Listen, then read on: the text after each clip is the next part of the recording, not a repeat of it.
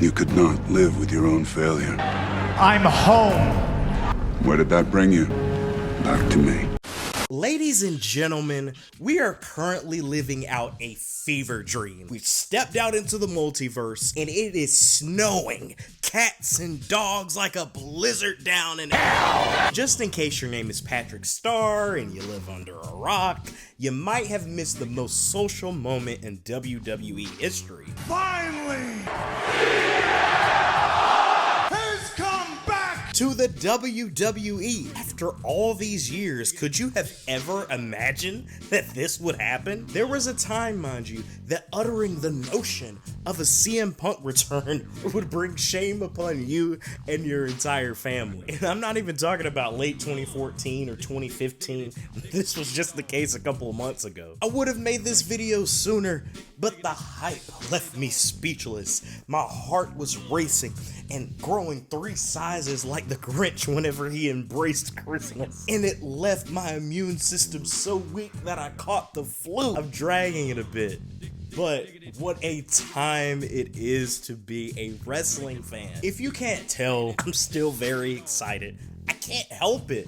I've known wrestling longer than I've known how to read. And in all my years of watching professional wrestling, Punk's return at Survivor Series ranks among the greatest moments in the history of the business. But don't let this distract you from all the people who swore that this won't ever gonna happen. For all the buzz and excitement around CM Punk's return to WWE, the 95 million views across all their social media platforms, him being the top merchandise seller within a week of his return, it is a shock to me how many wrestling news sites and content creators bought into the narrative that WWE would have no interest of bringing him back. Why do you think Tony Khan brought him to AEW in the first place and risked an all-elite civil war in the locker room to bring him back this summer? It's because he's the ultimate needle mover! One Bill Phil! What has the professional wrestling business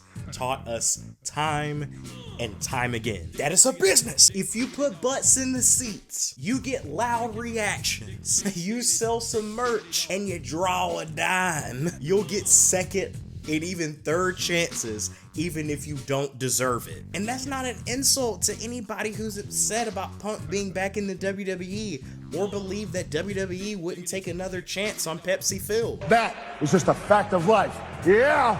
They're gonna do what's best for business. But stepping back, in all fairness, I know that there are a lot of legitimate concerns about Punk and if he's gonna replicate what he did back in AEW. So let's talk about it. CM Punk may be from the second city, Chicago, but he's no saint. He buried AEW, its EVPs, and his CEO with his comments at the All Out Media Scrum last year. Afterwards, he got into a backstage altercation with Kenny Omega and the Young Bucks. And then just a few months ago, he got into another fight with Jack Perry. Real glass! Crushing the Go abdomen. cry me a river! Before the opening match of their biggest pay-per-view in company history. Punk's actions were so terrifying that it made Tony Khan fear for his life. You can't deny how much of a disaster his AEW run turned out to be. But despite all that, CM Punk is still one of my favorite wrestlers of all time. He had a more positive influence on me as a kid than any Dare campaign ever could have. He was the reason that I rediscovered my love for sports and entertainment back in 2011. And 10 years later, at that historic first dance in Chicago, Punk reminded me of why I became a fan of professional wrestling. You know it's serious when my best bro Chacho for life mentioned my love for Punk during his speech at my wedding. He's walking towards the backstage, we're there, and Brandon stands up and says, "Oh, I love you, CM Punk." Guess what happened? CM Punk looked directly at him, said, "I love you too." And guess he was tearing up my shirt at that point. I've been hurt many times. It has not been easy being a CM Punk fan for the past decade. Yes, I was one of the fans that didn't blame him for walking out of the WWE and doing that tell-all podcast about his grievances. Yes, I was one of the people that was ready to give him another chance after Brawl Out.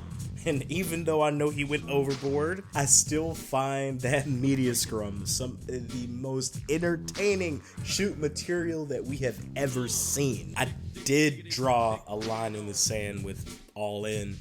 I just couldn't justify his actions anymore. After he got fired, if that was gonna be it for Punk in the pro wrestling business, then I thought he had no one to blame but himself. But as of today, he's got a second chance in WWE and third or fourth overall if you count all the stuff that happened in AEW. Call me Mark or a hopeless optimist, but I don't think that he's gonna make a stink like he did in AEW. When Punk signed to AEW, he was automatically their biggest star, biggest draw, and made an immediate impact in their viewership and business. And because of that, Tony Khan put him on a pedestal. And it's no secret at all that CM Punk was Tony Khan's favorite wrestler. CM Punk, CM Punk. And he let Punk get away with murder until he was physically threatened himself. But when CM Punk returned to WWE at Survivor Series, he walked into a company that has merged with the UFC, a WWE that's already been making more money than they ever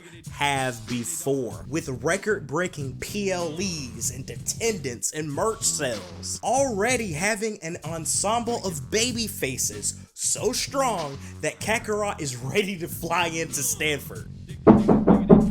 Me, Goku! Cody Rhodes, LA Knight, Seth Rollins, Sami Zayn, Jey Uso, and Randy Orton, he's not automatically the top babyface, draw, star, or attraction. And he definitely ain't the top guy when there's a Roman Reigns that exists. And let's be real, I don't see Triple H giving CM Punk control of Raw or SmackDown anytime soon. The WWE has been cooking like they've got Sanji and Ratatouille on the ones and twos. They don't need CM Punk right now. He's like adding fried chicken to the Thanksgiving dinner. It's a great and welcome addition, but the meal's not gonna fall apart with or without it. And Punk himself knows this. That's why he swallowed his pride to make amends with the doofus son-in-law. He knows this is his last chance to finish his story, to end his career on a high note and wash away the stench and stigma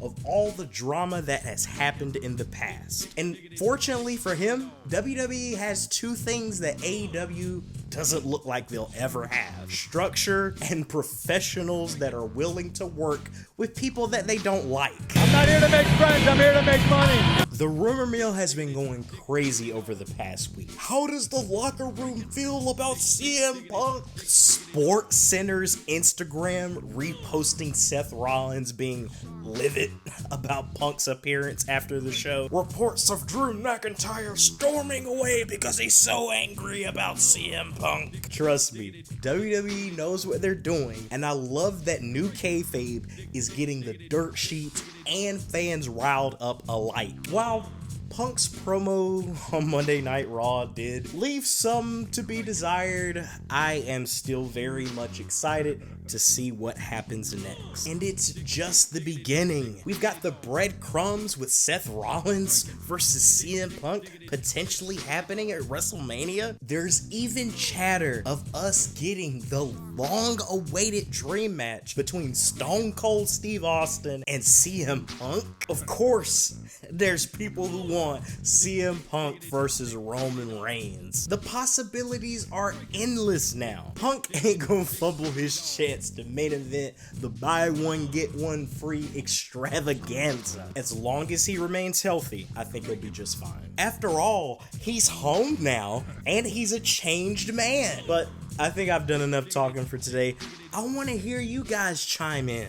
What do you all honestly think about CM Punk coming back to the WWE? Do you think we're gonna get dream matches, awesome promos that lead to an eventual Hall of Fame induction? Or do you think we're doomed to repeat history for the third time? And with that being said, as always, thank you so much for watching. I have been Brandon from EK Wrestling.